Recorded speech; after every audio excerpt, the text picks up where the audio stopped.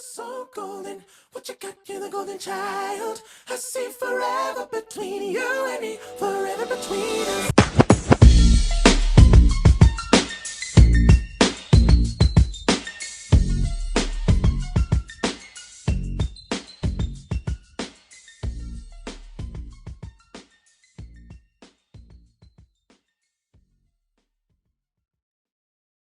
Welcome back to the Blk Irl podcast. It's your girl Anuli here with a new episode. I have been an admirer of today's guest for quite some time after first learning about her and then immediately following her on Twitter. She represents the kind of person that my dissertation research project seeks to highlight, in that I study Black creative contract workers who live and work in Atlanta. And she is a Black creative contract worker who not only lives and works in Atlanta, but was also born and raised in Atlanta. We covered a lot of ground in our conversation, yet we barely scratched the surface of all that she does, which is honestly a testament to her many talents. Sierra King is a multidisciplinary artist, archivist, and curator. Her introduction to archiving began with her great-grandmother, Annette L. Battle, a well-known child care provider in the Collier Heights neighborhood of Atlanta, Georgia. She holds a Bachelor's of Arts degree in art from Valdosta State University. Sierra is the founder of Build Your Archive, which is a memory work lab where Black women artists build their archives in real time. In 2022, she was an Arts and Social Justice Fellow at Emory University in collaboration with Dr. Paul Bazin, director of the Symphony Orchestra. Currently, she is a Sweet Auburn Artist in Residence at Remerge Atlanta and Social Justice for Archivist Scholar graduate student at the University of Alabama. In this episode of Blk Irl, Sierra and I talk about how she got into the work of archiving, her personal approach to self-documentation, and how to curate your own career as a creative contract worker. If you like how that sounds already, then you're going to love this very special announcement I have for you. Drum roll. Blk Irl will be hosting its first ever live in-person event later this month. The event will be hosted in partnership with Black Girls in Art Spaces, which is a global and multi-generational platform that offers communal care through the arts for Black girls, women, and non-binary folks.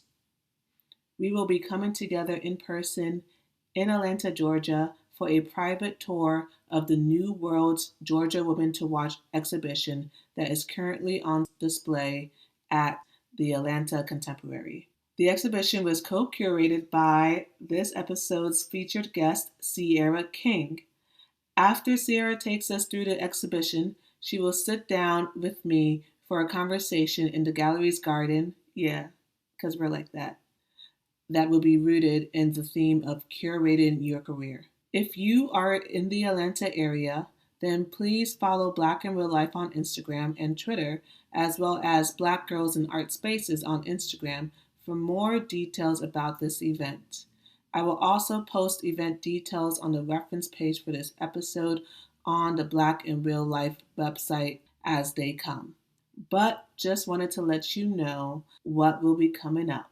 I'm so very excited to organize this incredible in-person experience per Blk Irl, in partnership with Sierra King, Black Girls in Art Spaces, and the Atlanta Contemporary. For those of you outside of Atlanta who are now jealous, we are working on ways to deliver portions of this experience to you digitally. After all, exploring the convergence of the physical and digital worlds is what Blk Irl as a multimedia platform is all about. So stay tuned for more details about Blk Irl's first live in-person experience. But let's get back to the business at hand, which is my conversation with multidisciplinary artist, archivist, and curator Sierra King. As always, at the end of each interview, I will come back to share a few key takeaways that stood out to me from the conversation. These takeaways will be supplemented with research from both academic and non academic sources to add further context to the subjects that were brought up in the interview portion. For every episode, I will include citations to the reference materials I mentioned, as well as some additional background reading for you on the Black in Real Life website. Visit www.blkirl.com to nerd out.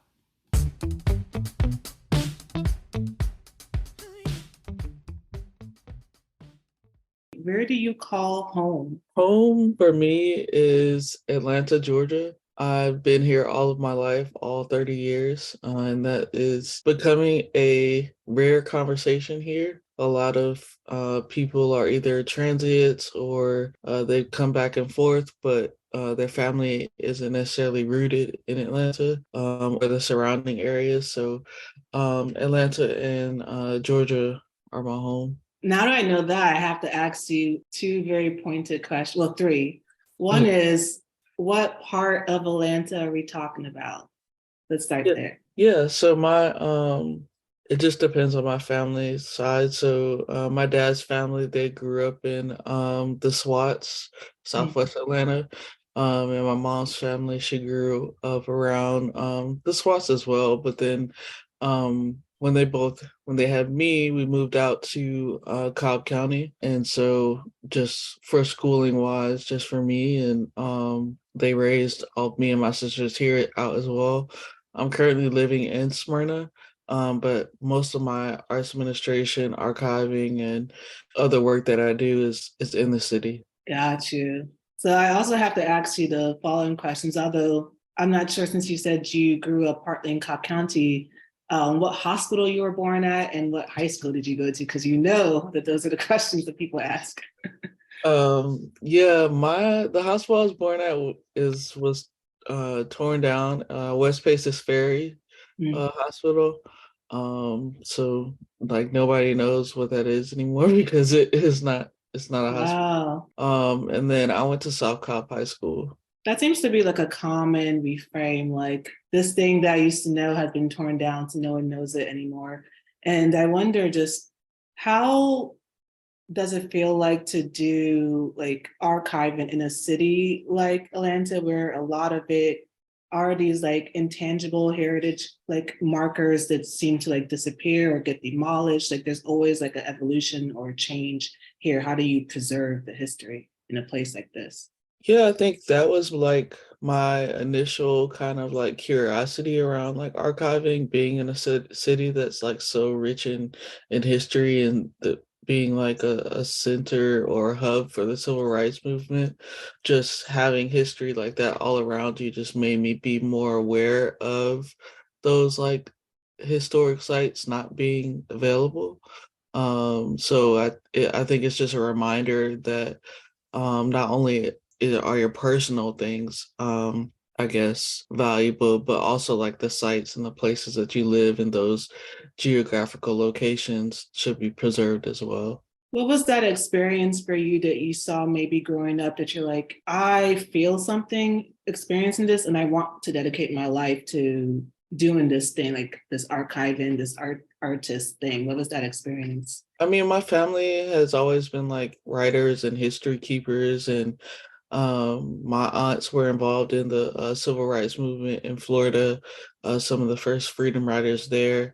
And so it was just something that was generally spoken about in my family. Not so much it being like a gradual conversation or a conversation that like I like am aware of having, but it was just like I was on the side or like side view of those things. Like I was like, okay, they did that in their lifetime. Now I'm wondering what that would look like in my lifetime. And so Mm.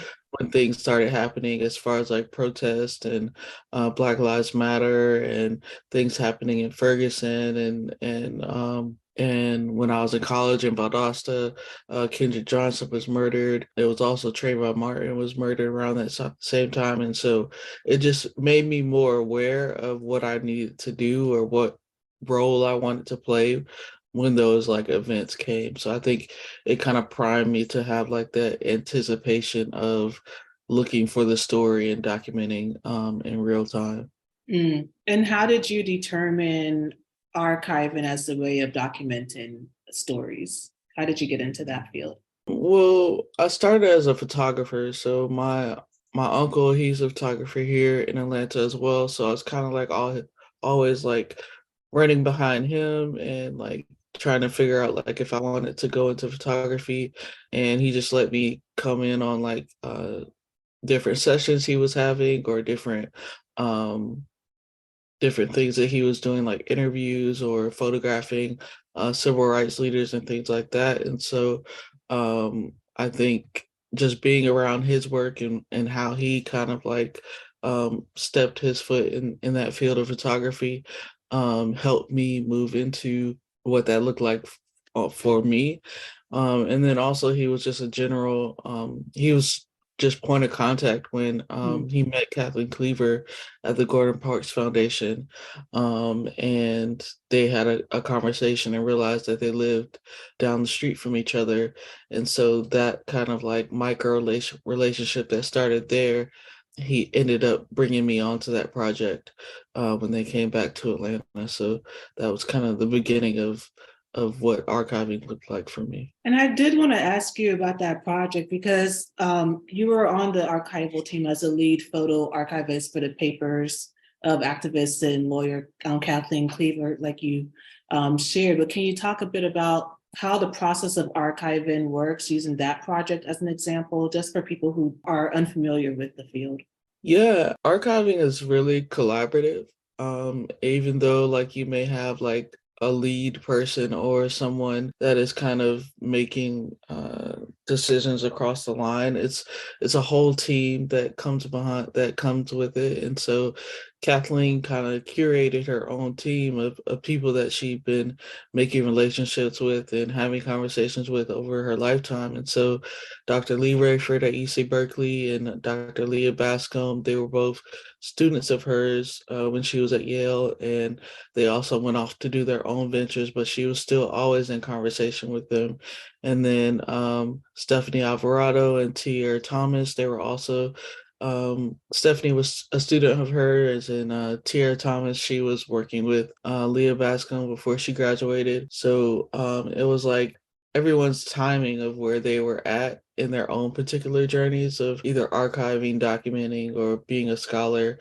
And even my uncle making his decision to go to the Gordon Parks Foundation kind of led to these meetings with Kathleen, and she was kind of always bringing up the conversation of building her archive. And so I would say Kathleen was really the lead on curating that team and understanding that she had a vision for what she wanted, and kind of just either pulled in people or pulled people back into her life to make it happen.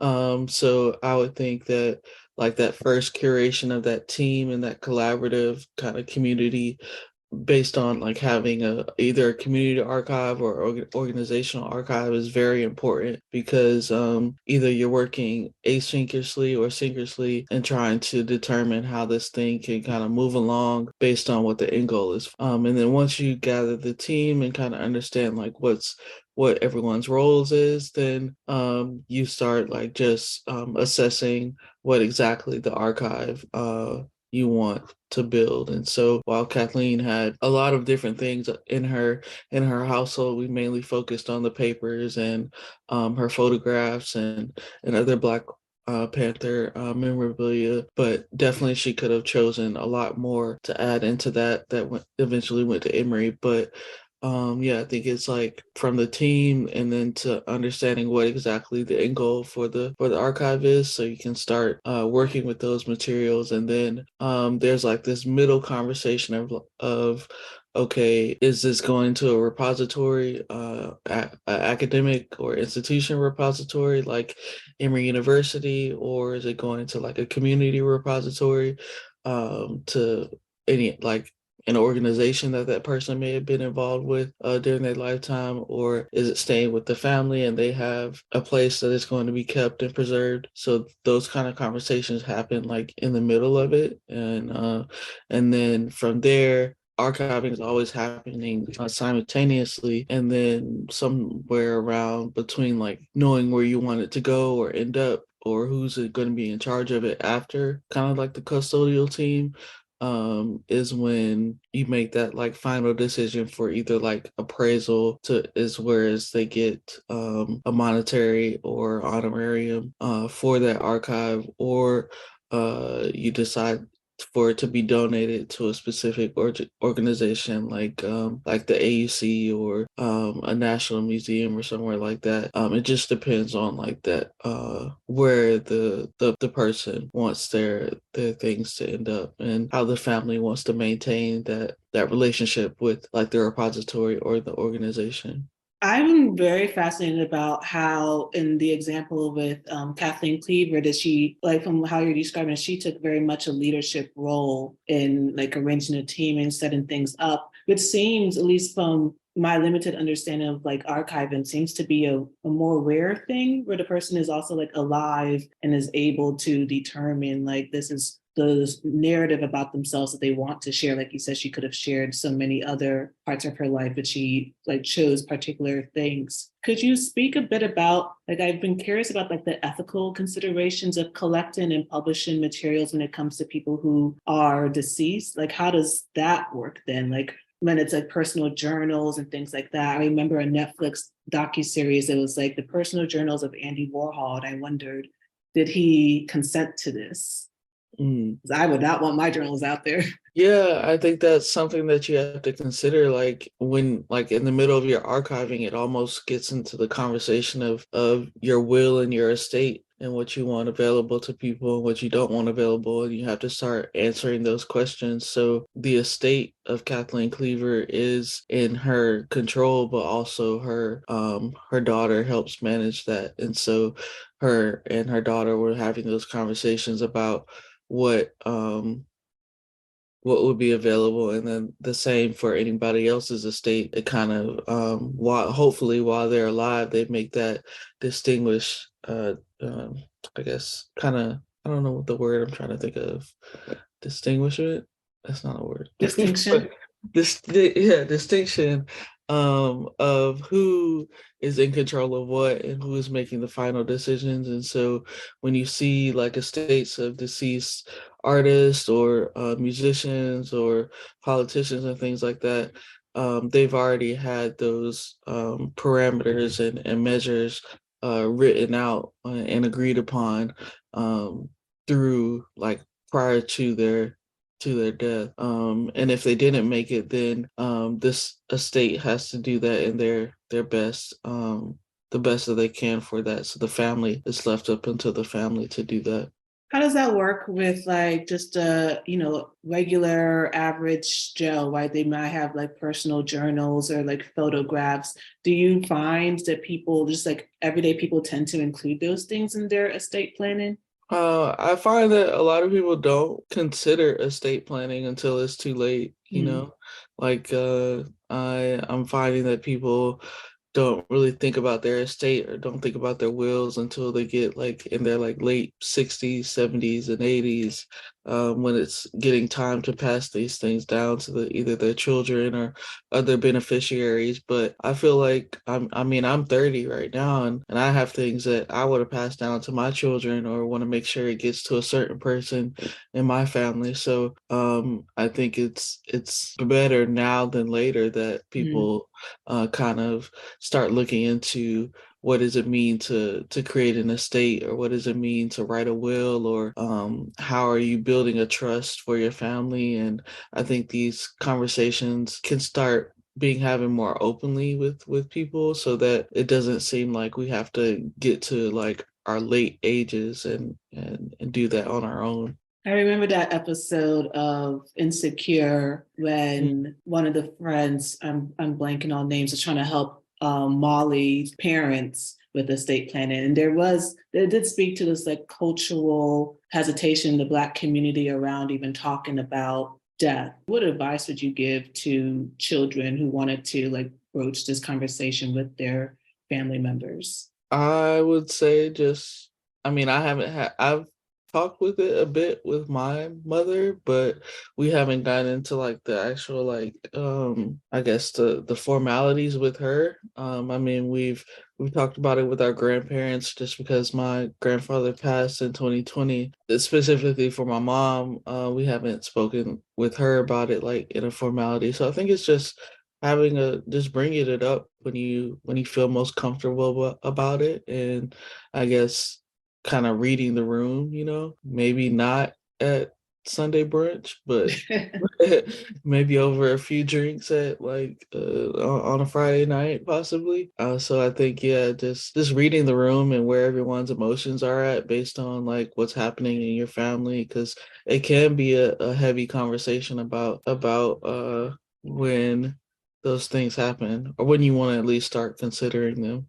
As I think about it, the conversation isn't necessarily about death, right? It also contributes to the work you do with like this idea of like self-documentation too. It's just like, how can we preserve the ways that we are like documenting our lives, or like preserve our worlds through self-documentation? Could you share what are some of the more like everyday ways that you personally like document yourself? Yeah, so the way I kind of go about it, or I at least try to go about it, or just continue to remind myself to be in consistent documentation, is that I don't necessarily have to do it one way all the time. So some days I may pick up my camera and like take photos of my day, and other days I may journal, or other days I may just write lists and do bullet journaling. So it's like there's different ways of documentation, and not holding yourself like hostage to one particular version.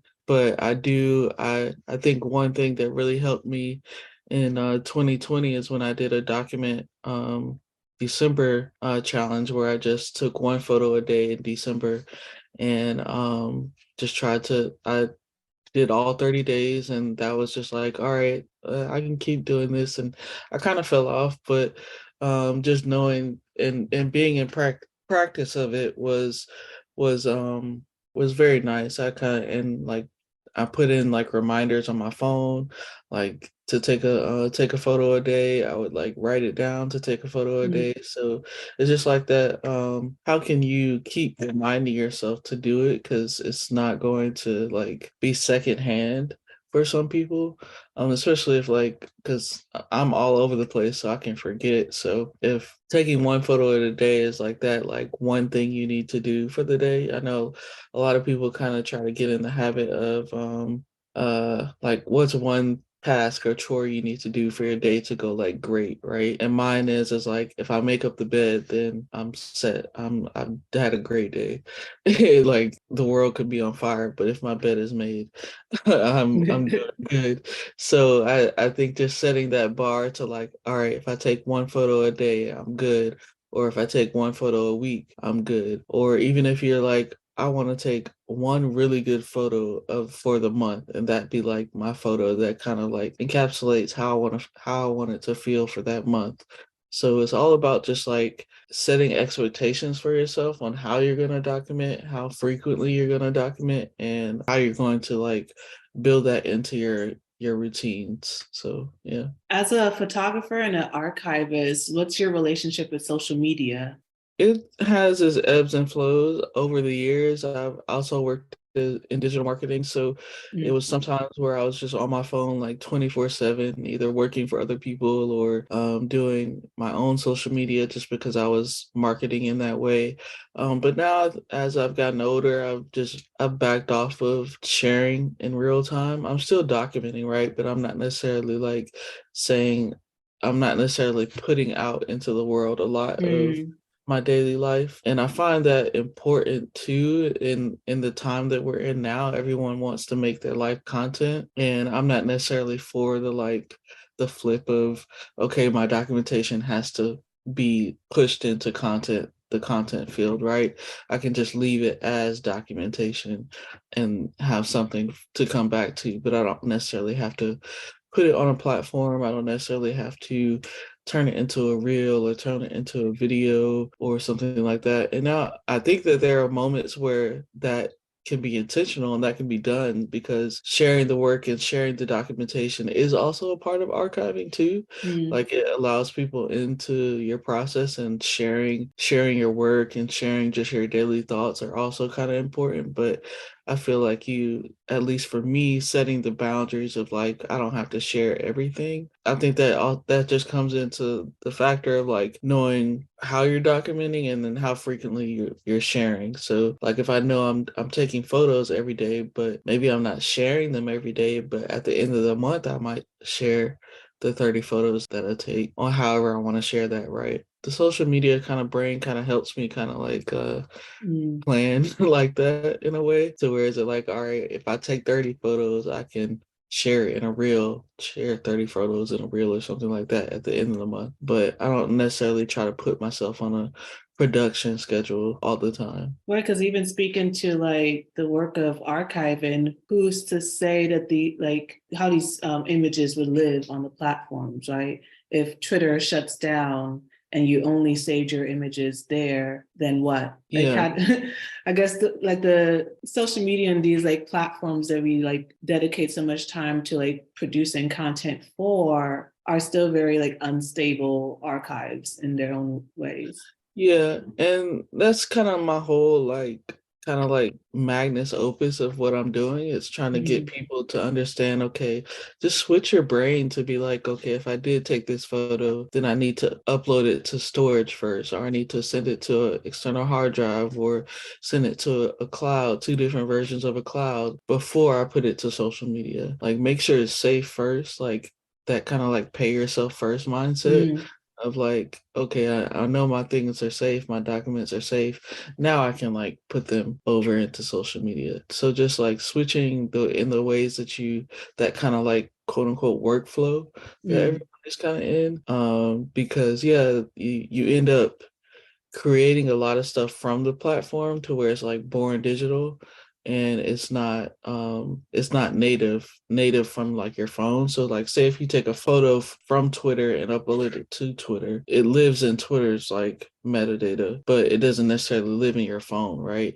So you have to save it from Twitter after you take the photo and upload it, and then move it over to your storage, rather than taking it from your phone, sending it to storage, and then uploading it to Twitter. Does that make sense? But yeah. Well, I think, does that speak to like issues also of like if you upload it natively on Twitter before like it was born on your phone, does that mean like ownership? Is there like an issue of ownership there? I Twitter's ownership has been kind of weird lately, so Yeah. I haven't read too much up on it, to give you an educated answer to that. But I would just say that like my first go-to is always like uploading it either to my Google Drive first, and then putting it to wherever I want to put it, whether that be Twitter, Instagram, or TikTok or whatever.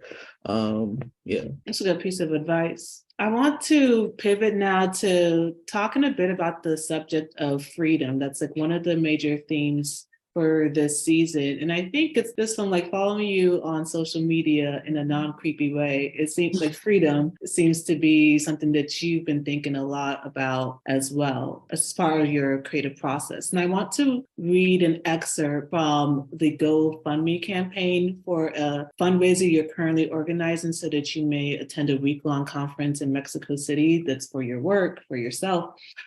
It starts with, I relate to Bell Hooks when she says, I was determined to create a world for myself where my creativity could be respected and sustained. What does that world look like for you and your creativity? I think I've always been like thinking of my younger self and coming into adulthood, and kind of surveying what workforce and jobs and working for other people look like. I was kind of at that beginning of phase of like gig culture where like Uber and Instacart and like all these like things that you could do on your own time kind of popped up, and remote work was still really kind of like new to these companies. And so I was like, yeah, I want to jump into that. I want to do that. So but because I don't want to be on, I didn't really want to be on anyone else's time, because I knew that time was the most valuable asset that I was going to be exchanging, and something that I couldn't get back. And so when understanding that particular strategy that I wanted to go about my life, I was thinking about how can I design a life? How can I craft a schedule that is not only flexible to how I learn, how I interact with people, how I want to build community for myself, how I manage my own energy, how I take care of myself as a chronically ill person, how I'm responsible for my bills and my and any other things that I had to be considerate for. Now, like coming out of college, like I couldn't go and ask my mom to like, hey, can you pay my car insurance, if I'm driving the car, like, right? So it's like just becoming an adult just allowed me to think about the way that I wanted to design my life, and definitely freedom and alternative strategies were at the beginning of that. And I think I knew I wanted to be flexible, and I knew I wanted to have ability to move around, and I knew I wanted to have the ability to say yes and no to certain things, and just a regular like 9 to 5 job wouldn't allow me to do that. And so that's kind of how I leaned into contract work, freelancing, and agency work, and just kind of using my skill sets in different places, whether that be a photographer or digital marketing or arts administration, to kind of navigate that. And do you feel like at this point in your life, you have the resources that you need to continue, like not working a 9 to 5 or just working on your own as a contract worker? I feel like every year it just changes, and I'm like Mm. coming up against like new questions and new like things that I'm not aware of. I feel like I got into like the groove, or like kind of like a workflow of how I need to be successful. I know what I can do to sustain myself. But it's also, I'm also kind of like at a crux of, okay, you can do these things, and at some point too, it's like almost that those contracts and those things that you were taking on become the 9 to 5 that you didn't want to go Mm. into, right? And so I'm at a point where I am skilling up or in grad school, and taking on different opportunities in the arts as far as curating or archiving, and kind of really molding molding myself a bit more to push me into kind of, I guess, a more just niche down zone of genius, to where is it like I'm not kind of trying to sponsor myself with all those other different skill sets, but I really want to get into the work that I love doing, and that be able to sustain me. So right now I'm kind of like in this like transition period, so to speak, of okay, yeah, you can do digital marketing and people are reaching out to you to do that, but is that going to take away time for you to be able to grow in your as an archivist, or grow as a curator, or grow as a scholar? That's a major question. It's like there are skills that you have that could make you money, but there are other deeper passions or interests that you would prefer to spend your time doing. And how do you, and I think this is like a ultimate question for like the creative entrepreneur, is like, how do you manage, like, yes, I need to do certain things to make money, but I also want to have resources and time to invest in the things I would actually much rather be doing. That sounds like a tougher and tougher line to like kind of navigate in this like capitalist society in which it's like, if we didn't have to work to make money, like how many of us would actually work? Right, right. I think I'm very privileged to be able to live with my grandmother, and have her support and be able to have a space and a home and a Mm. roof over my head. And it's also just the conversation. It also comes into the conversation, or at least my um personal experience is that I have a intergenerational household. So my mom and my sisters and my grandmother live together, and we're all kind of like supporting each other. Mm. In the event that one of us doesn't have something, then somebody else steps in and helps them with that. Or if some person's not able to get to A and B, then they can use somebody else's car. Or if my grandmother needs help around the house, then me and my sisters are here. So I think I definitely want to give like all like thanks and gratitude to this support system. And I know that a lot of people don't have that. Like a lot of freelancers and contractors don't have a support system to whereas that they're able to make that choice to kind of move deeper into what they want to go into without kind of spreading themselves that thin. And I think I'm able to make this decision or be able to sit in my work as I'm doing now, as far as archiving and going to grad school, and curating in the way that I am, because I do have a support system in that way. But I'm also kind of like picking up my feet, like, all right, if you're not going to be doing digital marketing, then like, what contracts can you take in curating, or what contracts can you take in archiving, or what contracts can you take in consulting, and speaking about the work that you want to speak about the most, rather than kind of doing what other people want you to do. So just Mm. getting really granular about like, okay, this is the type of consulting I'm doing for people, and those that are people that I want to speak with, rather than it being what I've always done. So yeah, kind of like it's a transition period, and definitely again gratitude and thanks for having a support system like my family to be able to lean on when I'm not in my best. But definitely at the same time, I'm having the conversation with myself. All right, I can't get by with enough right now. I still have to be thinking about the future. Like I still have to be confident enough in saying that all right, I can take on this work in this type of area, not because I want to, but I need to, like for Mm. the freedom of my future self, so to speak. Even hearing about like the community around you is so important, right? Because I think culturally, let's talk about like social media, for example. There is a lot of glamorization of like the independent life, like the remote worker that just like lives out of their suitcase, and one day they're in, Madrid, and the next day they're in like, Italy or wherever they're flying to, living independently. That's become considered more of like the new normal. It's normal to live more isolated away from your family. Whereas what I think you're talking about with like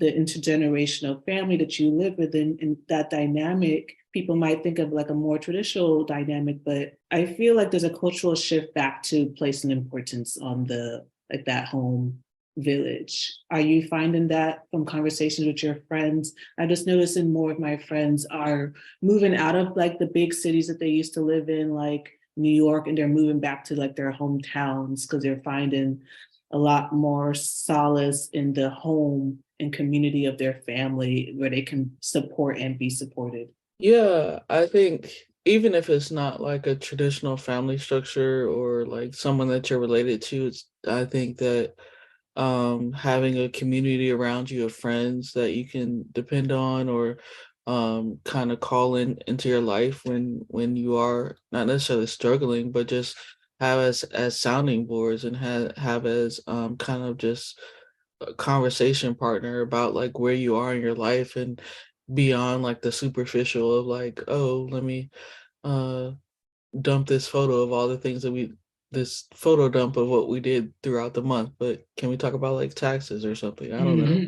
Mhm. So I think in the age, at least I'm at in my early 30s, it's just that yeah, definitely having a support system of family, and definitely having a support system of other colleagues and friends, and and coworkers who are in my same field to just be able to talk about the ins and outs of life and how that relates to not only like politics, capitalism, and struggling within all of the different crises that we're in right now.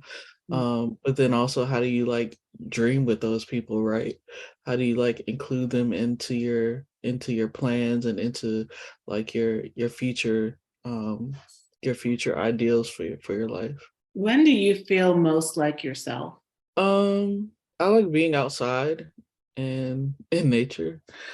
So I'll just find myself like just sitting outside and not worrying about time and not worrying about like um the next thing. Um, I think being in Georgia or just being like a Southern girl is just like I love being outside. Mm. Any places you recommend people in Georgia check out? Like nature wise or Yeah, let's go uh, nature wise. Yeah. ooh, I would not be able to remember any of the hiking trails, but there's like a bunch of hiking trails that you can like look up in Georgia. Some have waterfalls, some have Mm. um larger or longer hikes. I know Tallulah Falls or Tallulah Gorge, Ray-Ban Gap, the mountains up there, closer to Blue Ridge, the islands or the coastal islands like Sapeo or Jekyll Island, Mm. like the islands up the coast going towards Savannah. So it's a lot to see in Georgia. One of my Providence Canyon is like the small Grand Canyon here. Mm. And they have a hiking trail and then it kind of go you see like the canyon below it. So yeah, there's a lot of like things to do in Georgia outside of Atlanta if you want to get out of the city. For sure. Now I want to do a rapid fire round of questions. These questions are just gonna be quick, just whatever comes to your mind. I can't snap my fingers, so pretend I snapped my fingers when I said that. Okay. What is your astrological big three, sun, moon, and rising signs? I first, I guess, to know is I'm sidereal. Well, I follow the sidereal astrology. Mm. So my sun is Leo, my rising is Virgo, and my moon is Gemini. Are you an extrovert, introvert, or ambivert? I guess ambivert because I tend to be by myself, like alone when I'm alone. But if I do need to be social or if I do need to like be that lead person or like have a discussion or a conversation or be like that the life of the party I can be at times. It just depends on if I'm like comfortable or feeling safe. What color have you been drawn to lately? Um Mustard yellow is always one that is kind of just brings me a lot of peace. What do you do for fun? I ride my bike. What do you collect?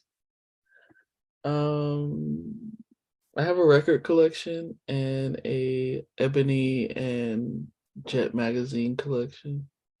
What are you currently playing on the record? Well, today probably Tyler the Creator called me if you get lost. Cool. What are you reading?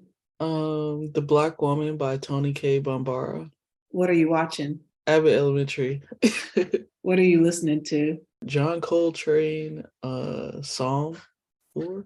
Favorite apps? I use the digital journal, day one. I track my sleep with Rise, and I like researching different things on Arena. Favorite website? Arena is probably yeah. And then last, who is someone that more people should be following on social media? Me. Facts. Okay, talk your shit.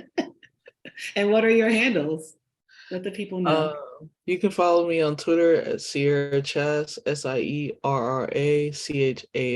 and on Instagram at Sierra Chastity, and Instagram at Build Your Archive. Perfect. Thank you.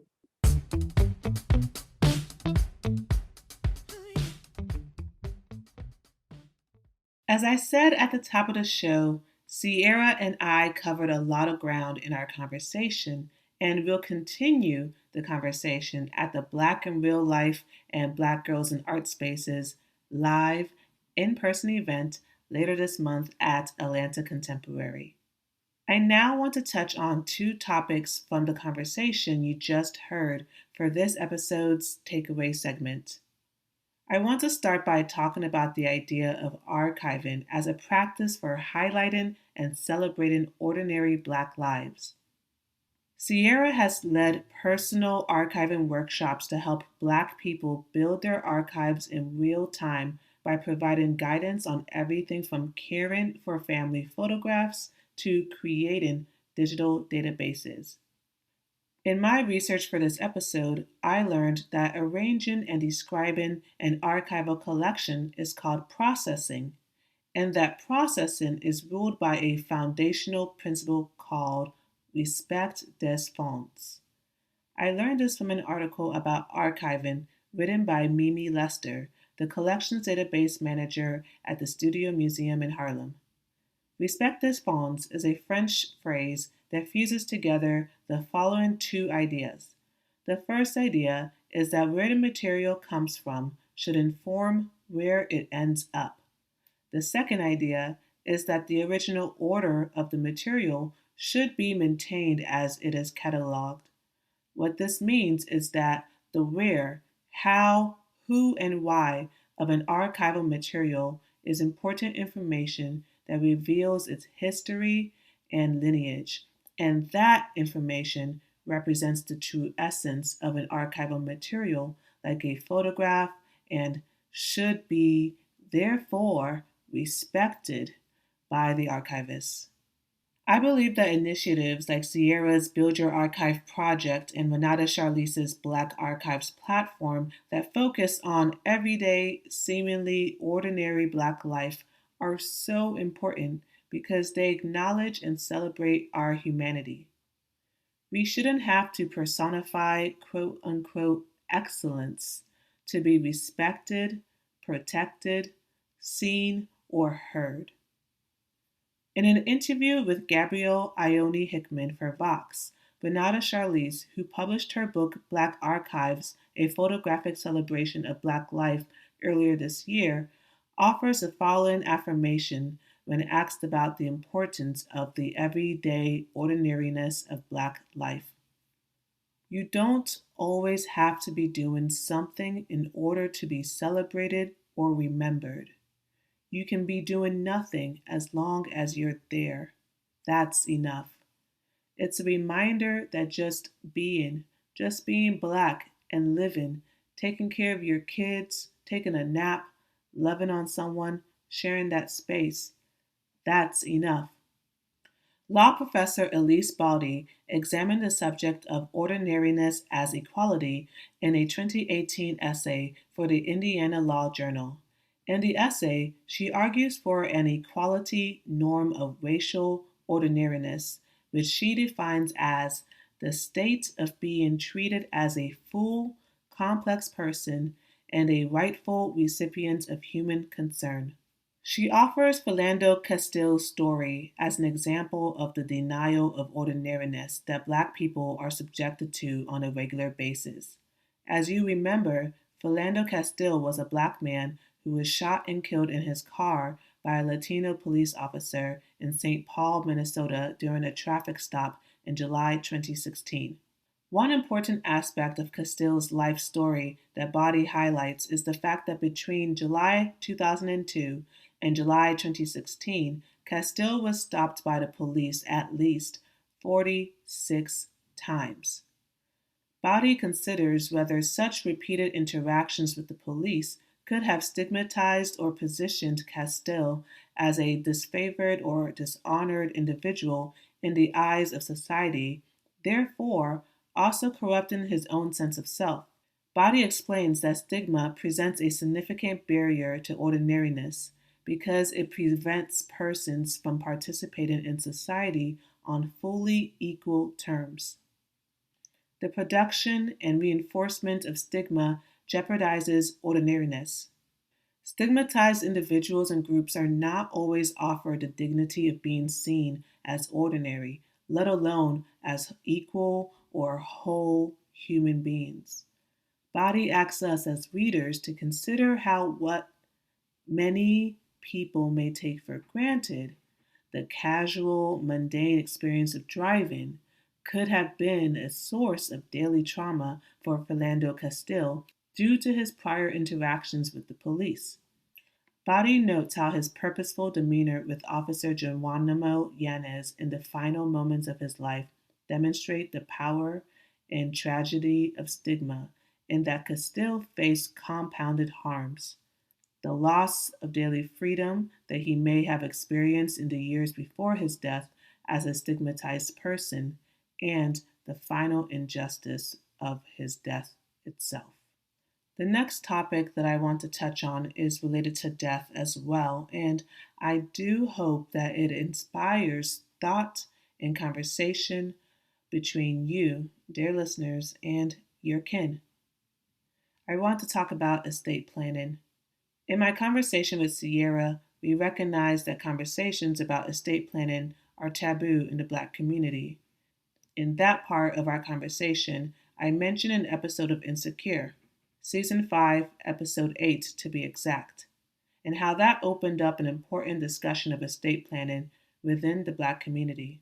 In the episode, Kelly, whose name I regrettably blanked on in my conversation with Sierra, helps Molly's parents with their estate issues. Molly's parents are uncomfortable sharing the nitty-gritty details of their finances with their children. Molly's father, David, laments that he feels that he has little to show for all of the work he has done over the course of his life to date, which I'm sure many people can relate to as well.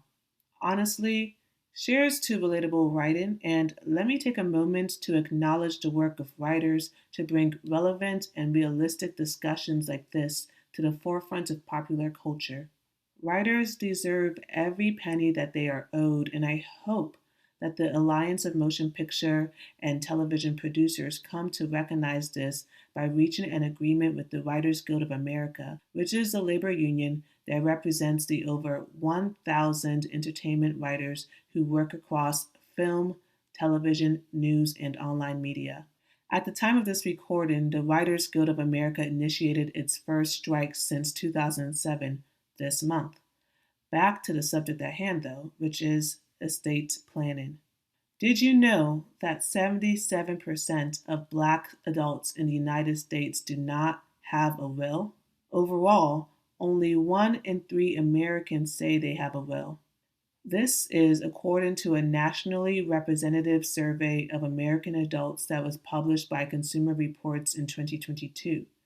The top reason people cited for not having a will is that they assume that they do not have enough assets to preserve or protect. However, as we now have learned from archivists like Sierra, personal documents, photographs, and ephemera are valuable assets that we all have and can learn to preserve and protect. Family keepsakes should and can be part of your will and ultimately the legacy you live in today, as well as the legacy you leave behind. I am Anuli Akanebu, and you have just listened to an episode of the Black in Real Life podcast. The program today was produced, edited, and hosted by Anuli Akanebu, with additional support from Anuli Akanebu. Many thanks to Garth, whose song Wild serves as the official theme song of the Black in Real Life podcast. Season 3 mashes up Wild with the song If I Ruled the World, Imagine That by Nas featuring Miss Lauryn Hill. For all things Black in Real Life, visit www.blkirl.com. And remember, as always, the people you follow online are also Black in real life.